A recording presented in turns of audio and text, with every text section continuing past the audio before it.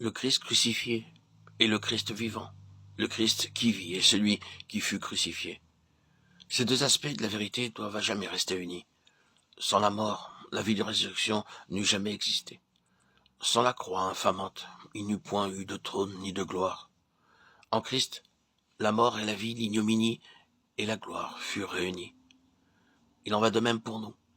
Si nous manquons à comprendre quelle puissance réside dans la croix et que nous ne nous y soumettions pas, nous ne pouvons non plus expérimenter la vie de résurrection.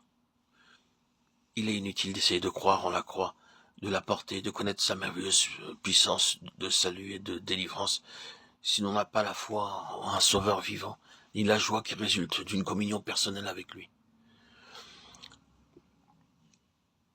C'est il y a quelques années seulement que l'exhortation à vivre de la vie de résurrection surprit la plupart d'entre nous, comme l'eût fait une nouvelle révélation. Le message d'un Christ vivant, toujours avec nous, toujours agissant pour nous, lui-même notre salut, la certitude de tout ce que sa croix nous avait conquis, remplissait notre cœur d'une joie et d'une espérance inconnue jusque-là.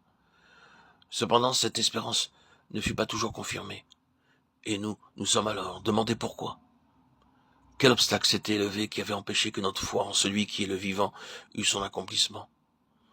Nous dûmes reconnaître qu'ici ou là, l'esprit du monde s'était glissé, affirmé, d'où l'échec. Mais alors, n'est-ce pas que nous avions oublié l'unique chemin tracé par Dieu lui-même, où nous pouvons être victorieux du monde, le chemin de la croix? La croix par quoi je suis crucifié au monde, et le monde est crucifié pour moi. Galates 6,14. Christ crucifié, puissance de Dieu.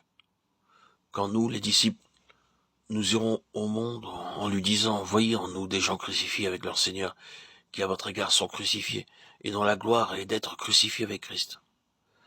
Alors la puissance qui agit autrefois en Paul se manifestera sûrement en nous. Le calvaire est le sanctuaire caché où réside la vie de Christ. Sa mort est la porte de la gloire. Donnons-nous donc à nouveau à celui qui est mort et vit éternellement afin qu'il nous accorde abondamment la double bénédiction. Une vie où agit constamment la puissance de mort au péché et au monde, une mort qui nous donne accès à la vie. Une vie plus profonde, plus riche, plus complète. La vie de Christ. La croix et l'esprit sont tous les deux la puissance de Dieu. La croix est l'endroit secret où demeure cette puissance. C'est pourquoi elle est appelée faiblesse de Dieu et folie de Dieu. Car quel homme eût jamais songé à chercher la puissance dans la croix?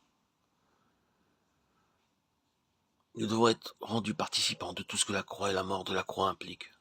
Notre vie manifeste si oui ou non nous sommes en communion avec le Christ, avec la croix.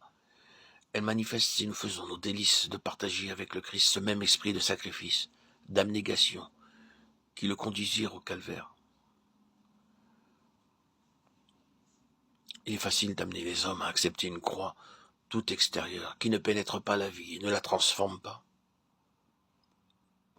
Ce n'est pas là la croix de Christ.